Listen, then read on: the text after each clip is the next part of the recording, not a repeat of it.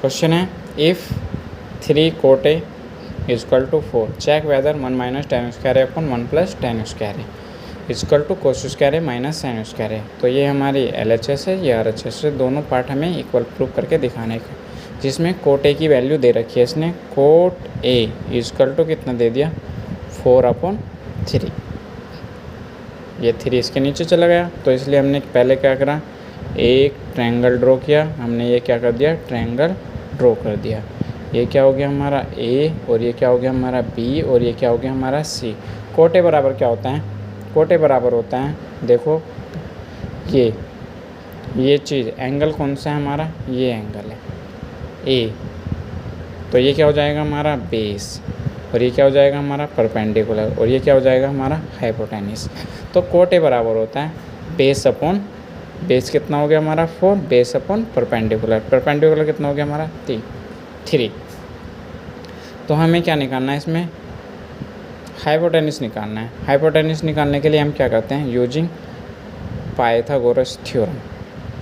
तो ये क्या होता है हमारा AC का स्क्वायर इक्वल टू AB का स्क्वायर प्लस BC का स्क्वायर। AC का स्क्वायर ऐसे ही, AB कितना है हमारा 4, BC कितना है हमारा 3। AC का स्क्वायर इक्वल टू 4 का वर्क करेंगे तो 16, 9 3 का वर्क करेंगे तो 9। AC का स्क्वायर इक्वल टू कितना आ गया हमारा 25। AC equal to square root 25। तो AC बराबर कितना आ जाएगा हमारा 5। तो जो AC है वो कितना है हमारा 5 आया। अब हम दोनों साइड ले लेते हैं, क्या है हमारे पास 1 minus tan square A upon 1 minus 1 plus tan square A equal to cos square A minus sine square A. Tan A बराबर क्या होता है, परपेंडिकुलर अपॉन बेस होता है। परपेंडिकुलर कितना है हमारा 3, बेस कितना है हमारा 4।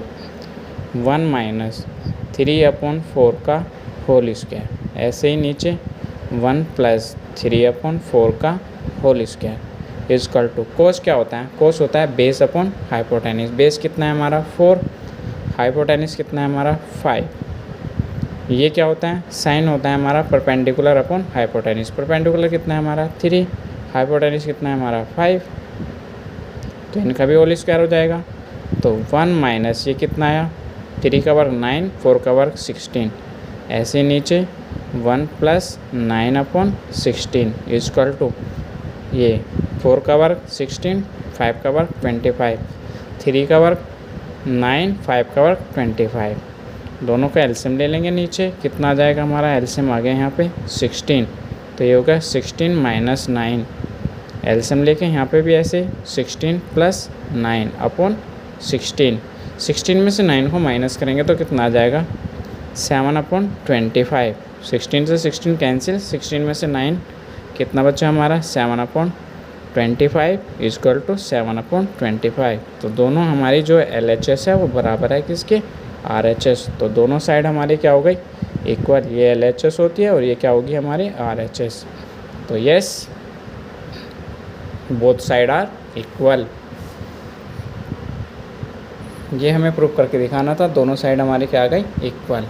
नेक्स्ट क्वेश्चन है in triangle ABC right angle at B। तो ये हमारा एक ट्रायंगल है जिसमें B पे क्या है राइट एंगल है। तो हम पहले इसको ड्रॉ कर लेते हैं।